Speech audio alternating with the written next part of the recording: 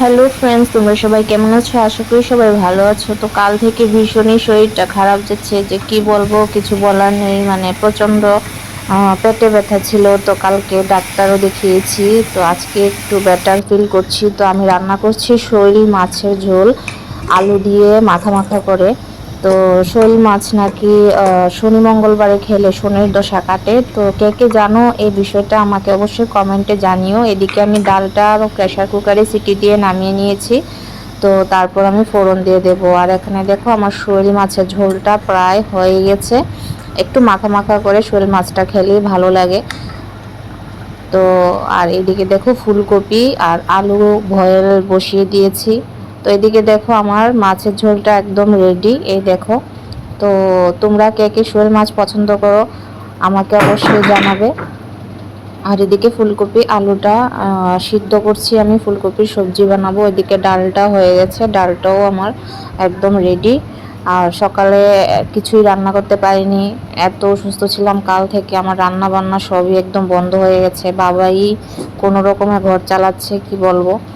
তো অসুস্থ থাকলে মেয়ে লোক হয় না, ঘর একদম অচল হয়ে যায়, ঘরের সব কাজ বন্ধ হয়ে যায়। তো এখন দেখো ডাল, মাছের ঝোল রান্না করলাম, শৈল মাছের ঝোল। এই দেখো ডালটা। আর রান্না করলাম ফুলকপির সবজি। তো ফুলকপি আলু হয়ে গেছে আমার বয়েল। তো নামিয়ে নিচ্ছি এখন ফুলকপি আলু বয়েল। তো আমি কিছুদিন ধরে রিলসও আপলোড করতে পারছি না, কোনো কিছুই না। আমি ইউটিউবে যে রিলসগুলো আপলোড করি ওই রিলসগুলোই তোমাদের সঙ্গে শেয়ার করি পরে পরে যেগুলো আমি করি। তো ফেসবুকে আমার এমনিতে রিলস বানানো হয় না আগের মতো। এখন রিলসও বানাতে পারি না, অ্যাকচুয়ালি মনটাই বলে না যে রিলস বানানোর জন্য।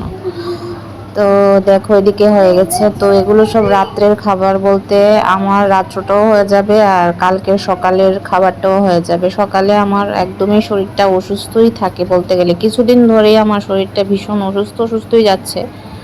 মুখ দেখলে তো বোঝা যায় না, কিন্তু শরীরের ভিতরে অসুস্থতা আছে। এই যে আমার ফুলকপির তরকারিটা রেডি। আর আজকের এই ব্লগটা এইটুকু পর্যন্তই। আশা করি তোমাদের ভালো লেগেছে। ভালো লাগলে অবশ্যই একটা লাইক কমেন্ট অ্যান্ড শেয়ার করবে। সবাই সুস্থ থাকো, ভালো থাকো, টাটা।